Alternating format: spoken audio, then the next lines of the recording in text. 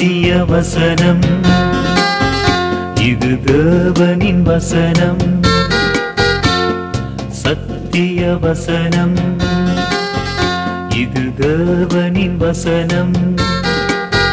நாம் சோர்ந்து போகையில் கரம் கொடுக்கும் நம் தேவனின் வசனம், நம் தேவனின் வசனம். கிறிஸ்துவுக்குள் அன்பான சகோதர சகோதரிகளே, செய்தியை கேட்பதற்கு முன் ஓர் இனிய பாடலை கேட்போமா?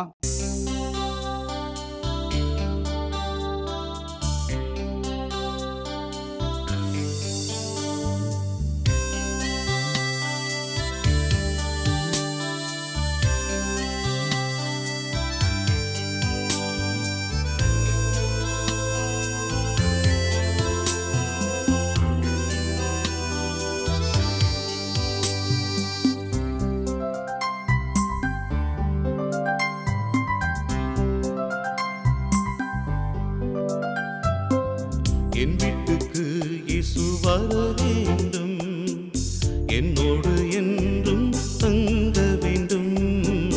என் வீட்டுக்கு இயேசு வர வேண்டும், என்னோடு என்றும் தங்க வேண்டும். இயேசுவே வாருமையா, என்னோடு வாழுமையா. இயேசுவே வாருமையா, என்னோடு வாழுமையா.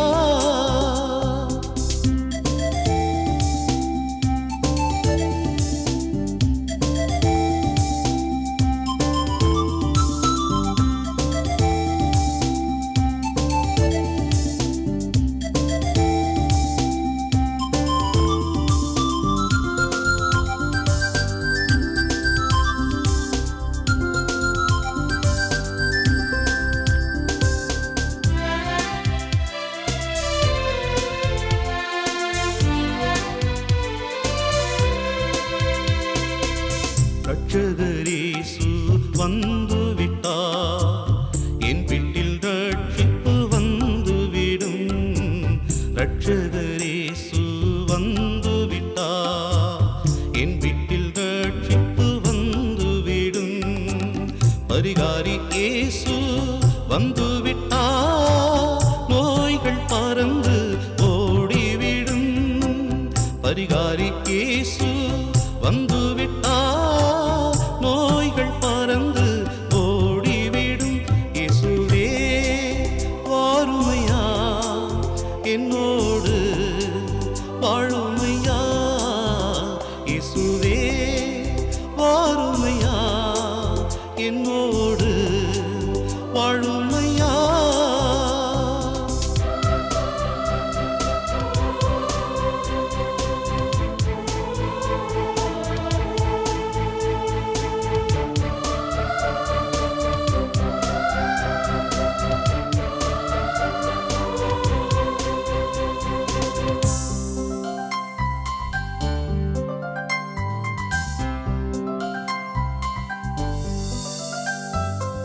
சமாதான பிரபு வந்து விட்டார், சந்தோஷம் சமாதானம் உண்டாகும். சமாதான பிரபு வந்து விட்டார், சந்தோஷம் சமாதானம் உண்டாகும்.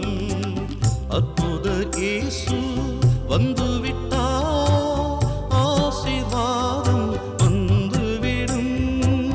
அற்புதர் இயேசு வந்து விட்டார், ஆசீர்வாதம் வந்துவிடும். இயேசுவே வாருமையா, என்னோடு வாழுமையா. இயேசுவே வாருமையா, என்னோடு வாழுமையா.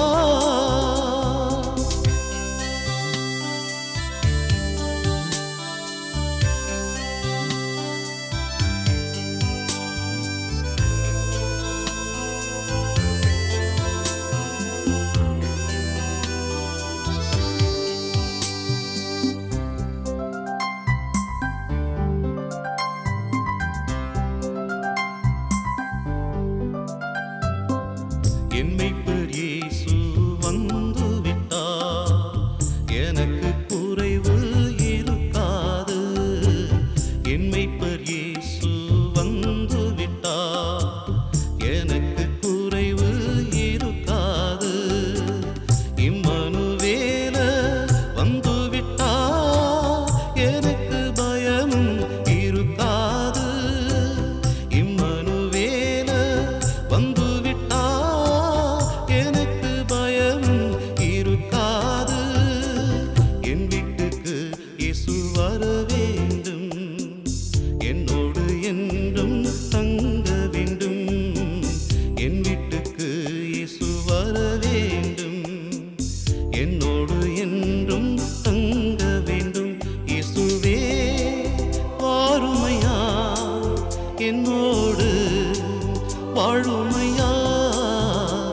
இயேசுவே வாருமையா என்னோடு வாழுமையா.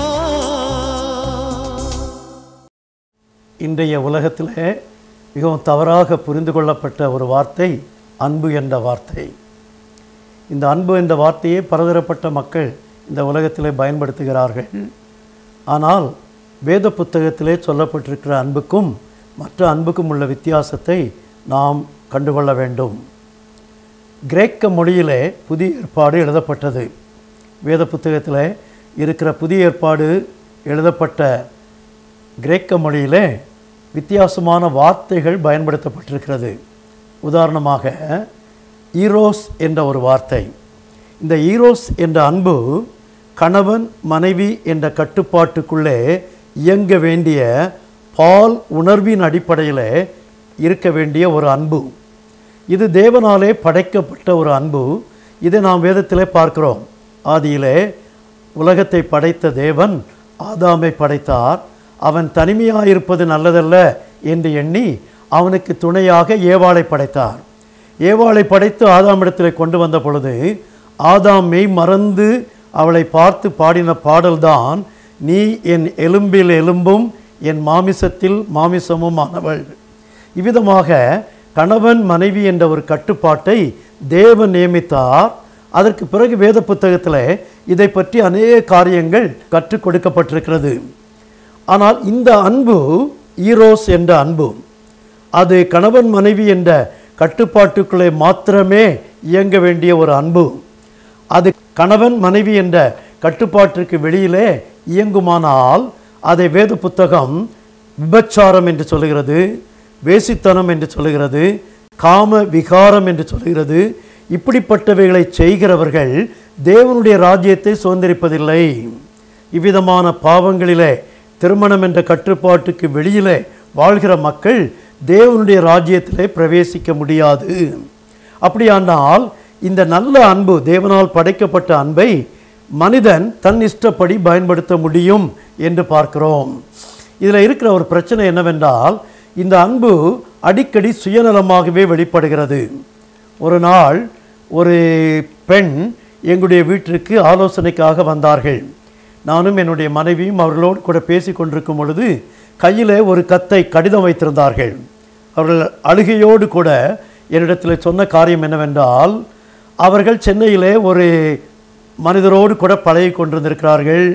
அவன் கொஞ்ச நாட்கள் பழகி கொண்டிருந்த பிறகு வெளிநாட்டிற்கு போய்விட்டான். வெளிநாட்டில் இருந்து அவளுக்கு கடிதங்களை எழுதி கொண்டே இருக்கிறான். ஒவ்வொரு கடிதத்திலையும் அவரை வர்ணித்து பலவிதமாக எழுதி கொண்டிருந்தவன், நான் திரும்பவும் வருவேன், உன்னை திருமணம் பண்ணுவேன் என்று சொல்லிக்கொண்டே இருந்தான்.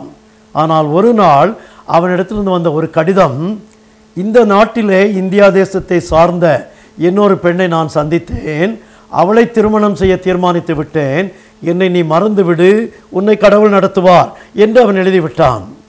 அவள் கண்ணீரோடு கூட எங்களிடத்தில் சொன்ன காரியம் என்ன தெரியுமா? அவன் என்னை சிகரெட் பிடிப்பதைப் போல தன்னுடைய இன்பத்திற்காக பயன்படுத்தி விட்டு இன்றைக்கு சாக்கடையில் என்னை தூக்கி எறிந்து விட்டான். இதைத்தான் அவள் சொன்னாள். இன்றைக்கு அநேகருடைய வாழ்க்கையிலே திருமணம் என்ற கட்டுப்பாட்டிற்கு வெளியிலே இந்த ஈரோஸ் அன்பை தங்களுடைய சுய இன்பங்களுக்காக பயன்படுத்தி விட்டு அதற்கு பிறகு சாக்கடையில் எறிந்து விட்டு போய்விடுகிறார்கள். ஒருவேளை இந்த செய்தியை கேட்டுக்கொண்டிருக்கிற ஏதோ ஒரு வாலிபன் அல்லது வாலிப ஸ்திரீ இப்படிப்பட்ட சிக்கலான நிலையில் இருப்பீர்கள் என்றால் தேவன் இன்றைக்கு உங்களை சந்திக்க விரும்புகிறார். ஆகவே இந்த அன்பு திருமணம் என்ற கட்டுப்பாட்டுக்குள் தான் பயன்படுத்த வேண்டும். அதற்கு வெளியிலே அதை பயன்படுத்தினால் அது பாவம், தேவனுக்கு விரோதமானது, உங்களுக்கு விரோதமானது, உங்கள் சமுதாயத்திற்கு விரோதமானது, உங்கள் சரீரத்திற்கு விரோதமானது. ஆகவே ஈரோஸ் என்பது தேவன் படைத்த பரிசுத்தமான அன்பு.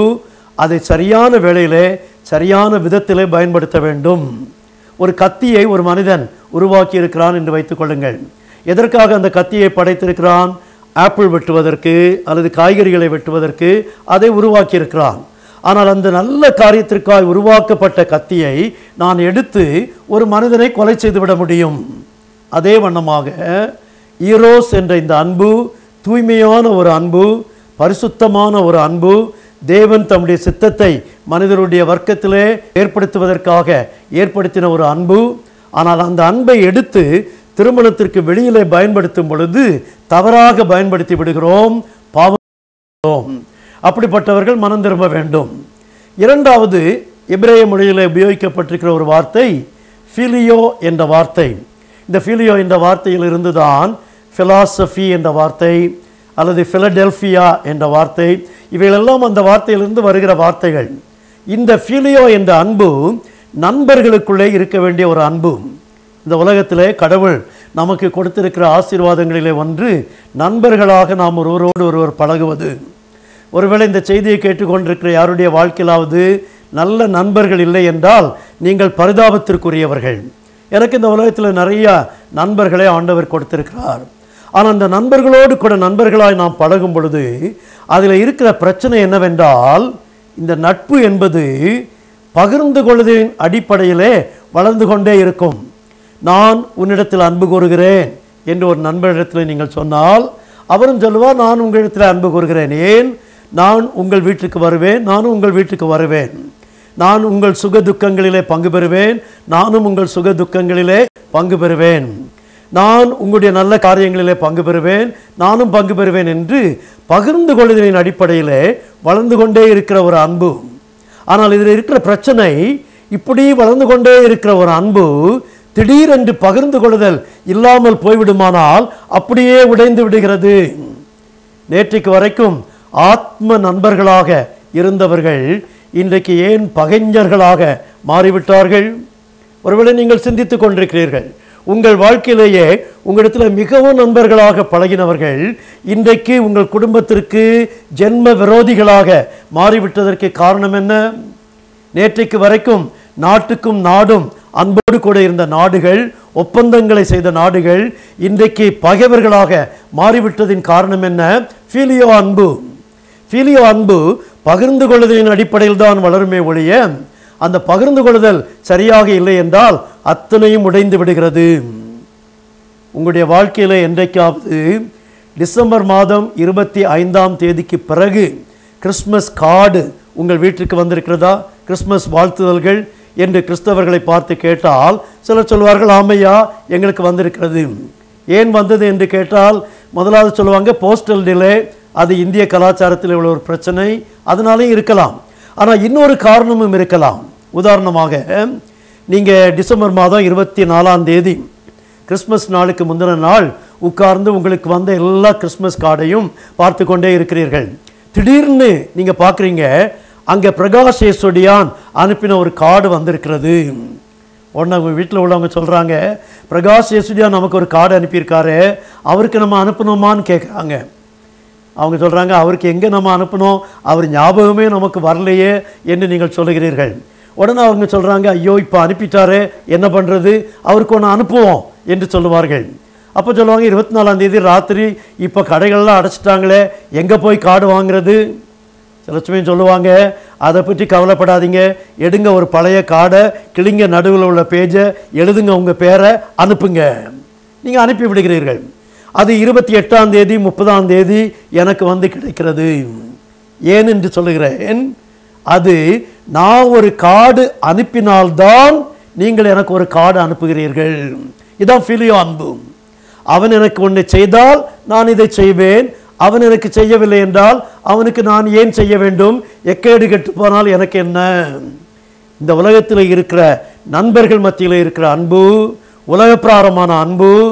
அருமையானவர்களே, பகிர்ந்து கொள்வதின் அடிப்படையில் தான் அது வளர்ந்து கொண்டிருக்கிறதே ஒழிய, அந்த பகிர்ந்து கொள்ளுதல் நின்று விடுமானால் அந்த அன்பும் உடைந்து விடுகிறது.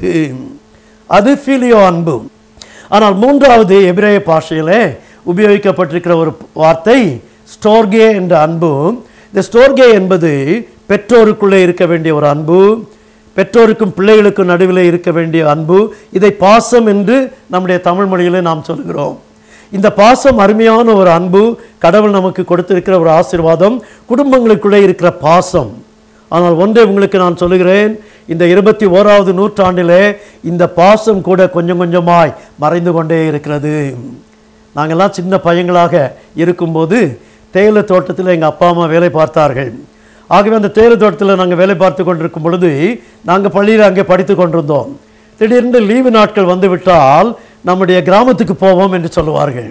சொன்ன உடனே ரொம்ப உற்சாகமாக இருக்கும், சந்தோஷமாக இருக்கும். ஏன், கிராமத்தில் பாட்டி இருக்காங்க, தாத்தா இருக்காங்க, அவங்கள போய் பார்க்கணும், அங்கே உறவினர்கள் இருக்கிறார்கள்.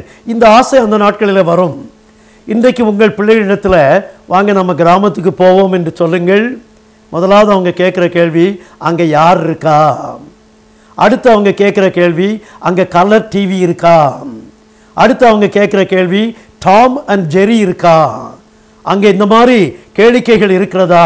இதை தான் அவர்கள் கேட்கிறார்கள். ஏனென்றால் கொஞ்சம் கொஞ்சமாக இந்த குடும்பங்களுக்குள்ளே இருக்கிற பாசம் மறைந்து இயந்திரமயமாக்கப்பட்ட உலகத்தில் இயந்திரங்கள் நம்முடைய வாழ்க்கையிலே முக்கியத்துவம் பெற ஆரம்பித்து விட்டது.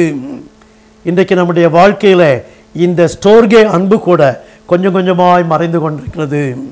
கொஞ்ச நாட்களுக்கு முன்பாக நான் பத்திரிகைகளை படித்த ஒரு செய்தி என்னை அதிர்ச்சிக்குள்ளாக்கினது. இப்படிப்பட்ட செய்தியை அனுதினமும் நாம் படிக்கிறோம். உதாரணமாக, இந்த தாயார் ராத்திரி படுத்து உறங்கி கொண்டிருந்த பொழுது, திண்ணையில் படுத்து உறங்கி கொண்டிருந்திருக்கிறார்கள். ராத்திரி ஒரு மகன் வந்து ஒரு பாறாங்கல்லை எடுத்து அவள் முகத்தில் போட்டு அதை நச்சு அவளை கொண்டு விட்டான். அந்த படம் போடப்பட்டிருக்கிறது. அதை பார்த்த பொழுது என்னுடைய உள்ளத்தில் ஏற்பட்ட எண்ணம், இது எப்படி முடிந்தது? 10 மாதம் சுமந்து பெற்ற தாயார், உங்களுக்கு பாலூட்டி தாளாட்டி வளர்த்த தாயார், நிறைய தியாகங்களை செய்தவர்கள், அவங்க முகத்தில் கல்லை போட்டானே, எப்படி போட்டான்? நிலத்தை பிரித்து கொடுத்த பொழுது ஒருவேளை அவனுடைய சகோதரனுக்கு இவனுக்கு கொடுத்ததை விட கொஞ்சம் ஜாஸ்தி கொடுத்துட்டாங்க, வரப்பை தள்ளி போட்டாங்க, அவ்வளோதான். ஸ்டோர்கே அன்பு மறைந்து விட்டது. பாசம் இன்றைக்கு மறைந்து கொண்டிருக்கிறது. அந்த வேளையில்தான் வேதத்தில் சொல்லப்பட்டிருக்கிற 4வது வார்த்தையை நாம் பார்க்க வேண்டும். வேதத்தில் சொல்லப்பட்டிருக்கிற தெய்வீக அன்பு அகப்பே என்ற வார்த்தை. இந்த அகப்பே என்ற அன்பு தன்னிலமற்ற ஒரு அன்பு, சுயநலமற்ற ஒரு அன்பு. எனக்கு நீ என்ன செய்தாலும் சரி செய்யாட்டாலும் சரி உன்னிடத்தில் அன்பு கூறுகிறேன். இந்த அன்பை காண்பிப்பதற்காக தான் இயேசு கிறிஸ்து இந்த உலகத்திற்கு வந்தார். இயேசு கிறிஸ்துவை கடைசியில் பிடித்து காரி துப்பினார்கள். இந்த உலகத்தில் எதையும் நம்ம சகித்து கொள்ளலாம், ஆனால் காரி துப்பிட்டாங்கன்னு வச்சுக்கோங்க, அதை சகிக்க முடியாது.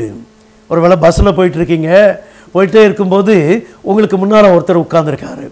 அவர் திடீரென்று வாயில் உமிழ்நீர் முழுவதையும் சேகரித்து என்று காரி வெளியில் துப்புகிறார். துப்பும் பொழுது அதில் இருக்கிற அந்த 1-2 துளிகள் நேராக உங்கள் முகத்துக்கு நேராக வருது என்று வைத்துக்கொள்ளுங்கள். என்ன சொல்லுவீர்கள்? அவரை பார்த்து தேங்க்யூ வெரி மச் என்றா சொல்லுவீர்கள்? சீச்சி, உங்களுக்கு மண்டையில் மூளை இருக்கா என்று சொல்லுவோம். கோபம் வரும். ஏனென்றால் எதையும் சகித்து கொள்ளக்கூடிய மனிதர்கள் உமிழ்நீரை சகித்து கொள்ள முடியாது. ஆனால் இயேசு கிறிஸ்து சிலுவைக்கு போகும் பொழுது அவரை காரி துப்பினார்கள், வாரினால் அடித்தார்கள்.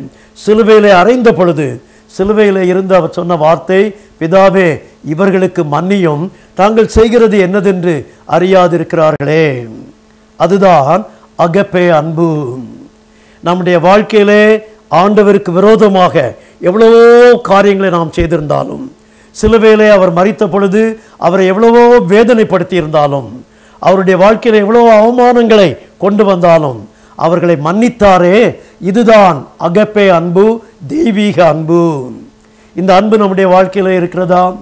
ஒருவேளை இந்த செய்தியை கேட்டுக்கொண்டிருக்கிற உங்களுடைய வாழ்க்கையிலே ஈரோஸ் அன்பு இருக்கலாம், கணவன் மனைவி என்ற அன்பு இருக்கலாம், சகோதரர்களுக்குள்ளே நண்பர்களுக்குள்ளே இருக்கிற ஃபிலியோ அன்பு இருக்கலாம், அல்லது ஸ்டோர்கே என்ற பாசம் குடும்பங்களிலே இருக்கலாம்.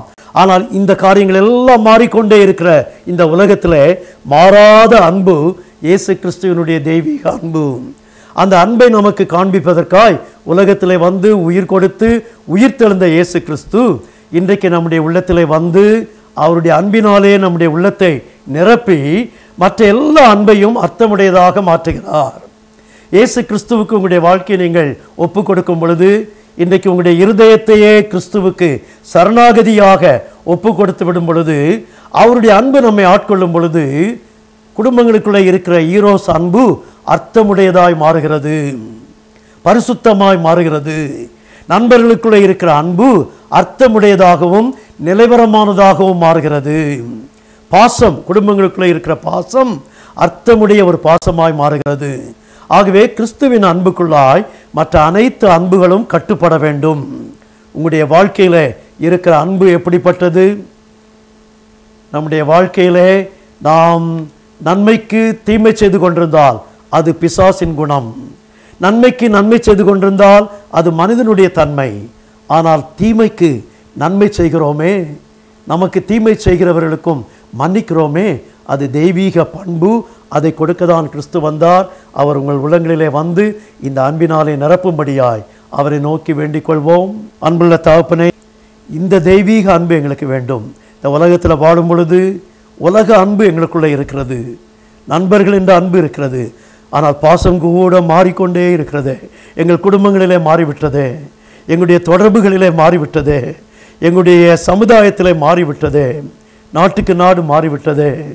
மாறிக்கொண்டிருக்கிற இந்த உலகத்தில் மாறாதவராகிய இயேசு கிறிஸ்துவே, உம்முடைய அன்பினால் எங்களை நிரப்பும் என்று யார் யார் தங்களுடைய உள்ளத்தை திறந்து உம்மை நோக்கி ஜெபிக்கிறார்களோ அவருடைய உள்ளங்களிலே பிரவேசித்து விடும், அவருடைய இல்லங்களிலே பிரவேசித்து விடும். உம்முடைய அன்பினாலே அவர்களை ஆட்கொண்டு ஆசீர்வதித்து மற்றவர்களுக்கு ஆசீர்வாதமாய் காத்துக்கொள்ளும்படியாய் உம்முடைய அன்பின் கரத்திலே ஒப்பு கொடுத்து இயேசு கிறிஸ்துவின் நாமத்திலே கேட்கிறேன் பிதாவே, ஆமேன்.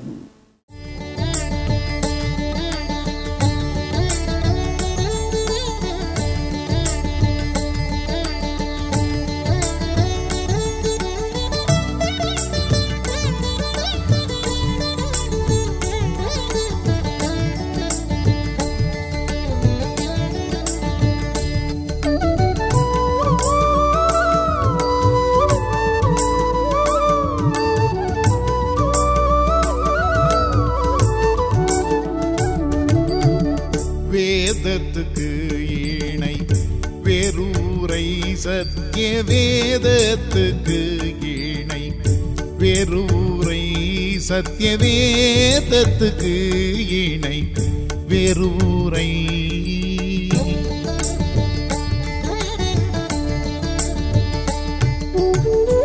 தேவனவர் தீரு தன்மை விளக்குமாறை தேவனவர் தன்மை விளக்குமாறை தேரிட செய்தென்னை சேர்த்திடுமே கரை தேரிட செய்தென்னை சேர்த்திடுமே கரை வேதத்துக்கு இணை வேறூரை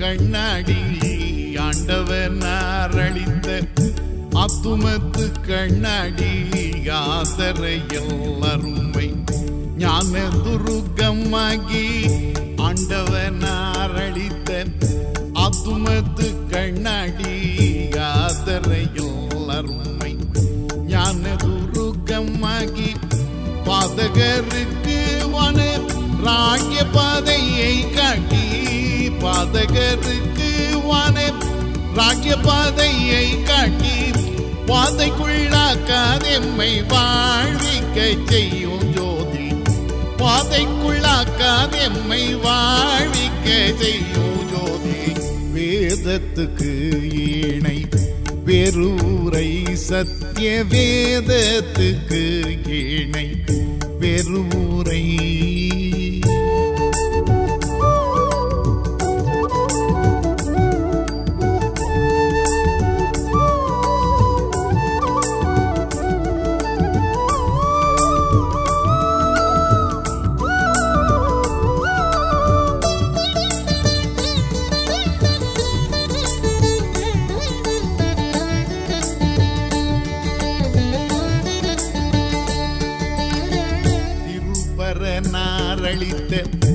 திரவியமாம் எனக்கு திருப்பரனாரளித்த திரவியமாம் எனக்கு இரு கரத்தால் தொழுது இணங்கிடுவேன் அதற்கு திருபரனாரளித்த திரவியமாம் எனக்கு இரு கரத்தால் தொழுது இணங்கிடுவேன் அதற்கு மிகு பவத்தால் சிதையும் மிருக குணத்தவர்க்கு மிகு பவத்தால் சிதையும் மிருக குணத்தவர்க்கு திருந்திடுமே இதையும் ஈயம் விடவே யாவர்க்கு திருந்திடுமே இதையும் ஈயம் விடவே யாவர்க்கு வேதத்துக்கு இணை வெறுரை சத்திய வேதத்துக்கு இணை வெறுரை.